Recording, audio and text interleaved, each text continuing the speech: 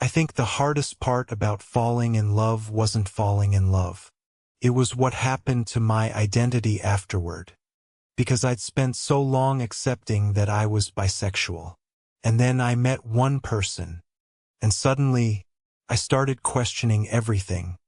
Not because anybody forced me to. That's what scared me. The questions were coming from me. I remember thinking, if I love this person this much, was I ever actually attracted to anyone else? And once that thought entered my head, I couldn't get rid of it. I started going back through my own memories like I was looking for evidence. Old crushes, people I'd dated, people I'd kissed, people I genuinely thought I wanted. And suddenly I didn't trust any of it. Was that attraction? Was I lonely? Was I experimenting? Was I trying to prove something? Did I convince myself I was bisexual? It sounds ridiculous when I say it out loud. But when you're inside it, it doesn't feel ridiculous. It feels terrifying. Because imagine finally finding a word that explains something about you, and then falling in love so deeply that the word suddenly stops making sense. That's what nobody warned me about. I thought love was supposed to make you feel more certain. For me, it made certain parts of myself feel blurry. Because once I fell for this person, I stopped noticing everyone else. Completely. I wasn't thinking about other people. I wasn't fantasizing about other people. I wasn't wondering what else was out there. I wanted them. That was it. And at first, that felt beautiful. Then my brain turned it into a problem. Because I started thinking, if I'm bisexual, shouldn't I still feel something? That question became almost obsessive. I would notice people in public and quietly check myself. Did I find them attractive? Did I feel anything? What about that person? Nothing? Why nothing? Then I'd open social media and do the same thing. And I hate admitting this, but sometimes I think I was looking at attractive people just to see if my body would react. Not because I wanted them, because I needed reassurance about myself. I wasn't experiencing attraction anymore. I was testing it. And when you start testing your sexuality constantly, you stop knowing what feelings are natural and which ones you're forcing yourself to look for. That messed with me. A lot. Because bisexuality already felt like something I had spent years having to prove. If you're with one gender, people assume you're straight. If you're with another, suddenly people think you were gay the entire time. It's like nobody believes bisexuality exists unless you're constantly demonstrating attraction in multiple directions. And eventually, I think I started believing that too. I started treating my relationship like evidence against myself. People would make little comments. Nothing dramatic. Sometimes they were jokes. You're basically straight now. Or, so I guess you finally figured out which side you prefer. I'd laugh. Because what else are you supposed to do? But those comments stayed in my head longer than I wanted them to. Especially at night. Especially when I was already questioning myself. Because part of me wondered if maybe they could see something I couldn't. Maybe they were right. Maybe this relationship had exposed something. Maybe everything before this person had been confusion. And the deeper I fell in love, the more convincing that explanation became. Because this relationship felt different. Safer. Deeper. More emotionally intense. And that created another thought I didn't know how to deal with. If this is what real love feels like, what was everything before it? That question hurt. Because suddenly I wasn't just questioning my sexuality. I was questioning my entire emotional history.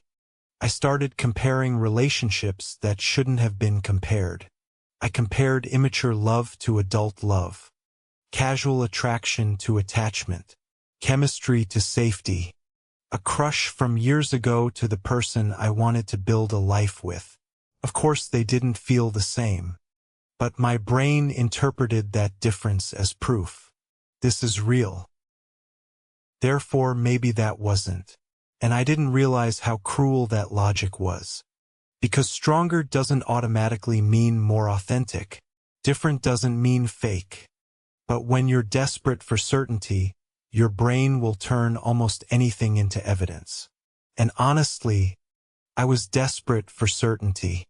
I was tired. Tired of explaining bisexuality. Tired of people asking which gender I preferred. Tired of people wondering whether I would eventually choose. Tired of jokes about cheating.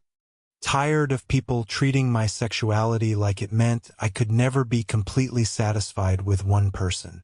And then I fell in love. Really fell in love. And for the first time, there was this strange possibility sitting in front of me. Maybe I could stop explaining. Maybe I could just be one thing. I feel uncomfortable admitting that, because part of me liked the idea.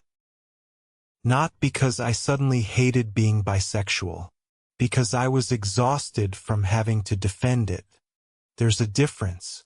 Sometimes you don't want another identity. You just want an identity nobody asks you to explain. And I think that's where some of my confusion came from. I wanted peace, and certainty looked peaceful. If I could tell myself, actually, maybe I'm just straight, or maybe I'm actually gay, then suddenly there was nothing complicated left to defend. No more questions. No more explaining that attraction doesn't have to be 50-50.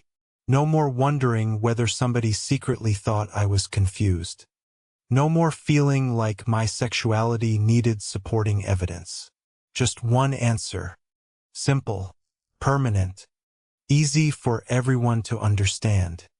But there was another reason I wanted certainty. I loved this person, and I didn't want my sexuality to scare them. That's difficult to say, because bisexual people are constantly told that attraction to multiple genders somehow means one partner can never be enough.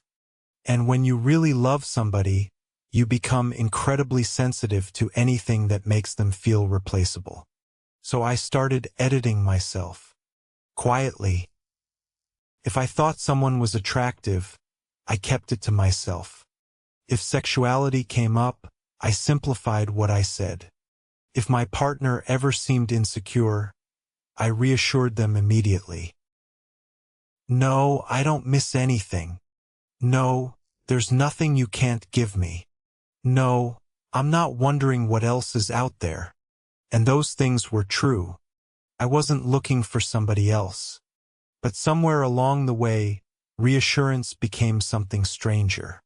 I started feeling guilty for attraction itself. Not action. Not cheating. Not flirting. Just noticing someone. Because every attraction outside my relationship suddenly felt like it meant something. Especially if that person was a different gender from my partner. A 2-second thought could ruin my entire evening. I'd think, there it is. So I am still bisexual. And then somehow that realization scared me too.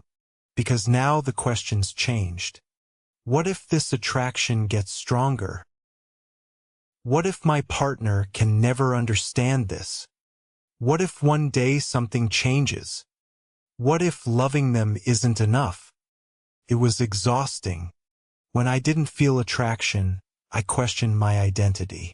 When I did feel attraction, I questioned my relationship. There was no way to win. That was probably the most painful part. I had turned normal feelings into threats. Every emotion had to explain something. Every attraction had to mean something. Every absence of attraction had to mean something. I couldn't just exist. I was constantly watching myself exist. And social media made it worse. I would search things I knew I shouldn't search. Can bisexuality change? Am I actually gay? Am I actually straight? Bisexual but only attracted to partner. One question became 10 videos. 10 videos became hours. And everyone had an answer. Someone would say, "If you feel this way, you're probably actually gay." Then somebody else would say the opposite. Then I'd read comments from people describing experiences almost identical to mine but reaching completely different conclusions. And instead of making me feel less alone, it made me more confused, because I was trying to find myself inside strangers. I wanted somebody online to tell me what I was. That's how disconnected I had become from my own experience. I trusted a 30-second video more than years of my own memories. And I think part of that happened because my past relationships had affected me more than I admitted. Some attractions had been connected to rejection. Some to being fetishized. Some to people treating bisexuality like an invitation. Some to people assuming I was temporary. Some to people acting like they could never trust me completely.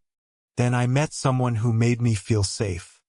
And safety felt so different that I mistook the difference for orientation. I thought, maybe this feels real because this is what I actually wanted all along.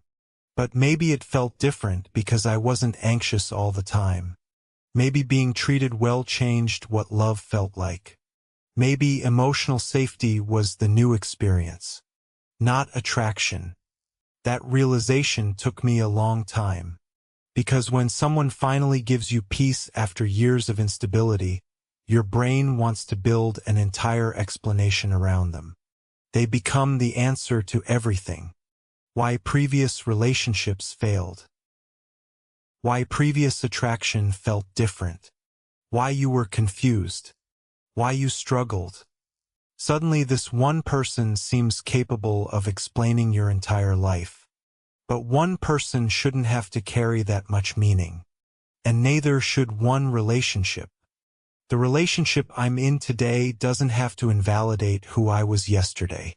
That sounds obvious. It didn't feel obvious when I was living through it, because I had spent so much time thinking bisexuality needed proof. That was the wound underneath everything. I thought I needed evidence. If I noticed a man, evidence. If I noticed a woman, evidence. If I fantasized about different genders, evidence. If I dated different genders, evidence. Evidence. Evidence. Evidence. As if somebody was going to put me on trial. And then I fell in love, and stopped noticing everyone else. Suddenly my evidence disappeared. So I panicked. But I understand something now that I couldn't understand then. Love can make your world very small. In a beautiful way. Sometimes one person becomes so emotionally important that everyone else becomes background noise. That doesn't necessarily tell you everything about your sexuality. It tells you something about attachment. About focus. About being deeply in love. And maybe my biggest mistake was thinking every change inside me needed a new label immediately. Maybe I was allowed to not know. Maybe I was allowed to experience attraction differently without interrogating myself. Maybe I didn't need to check. Maybe I didn't need to prove anything. Because I still have moments where the questions come back. I still sometimes notice a feeling and immediately want to analyze it. I still catch myself asking, what does that mean? But now I try to ask something else. Why does it have to mean anything right now? Maybe falling in love didn't expose my real sexuality. Maybe it exposed how afraid I had become of uncertainty. How tired I was of being questioned. How badly I wanted an identity nobody could debate. How much I wanted my partner to feel safe. How desperately I wanted my own mind to finally become quiet. And maybe that's the part nobody talks about. Sometimes bisexual people don't question themselves because their attraction was fake. They question themselves because the world taught them that bisexuality must constantly prove its own existence. So when love makes everyone else disappear for a while, the silence feels suspicious. It did to me. I thought that silence meant I had finally discovered who I really was. Maybe I hadn't. Maybe I had just fallen so deeply in love with one person that for a while, they were the only person I could see.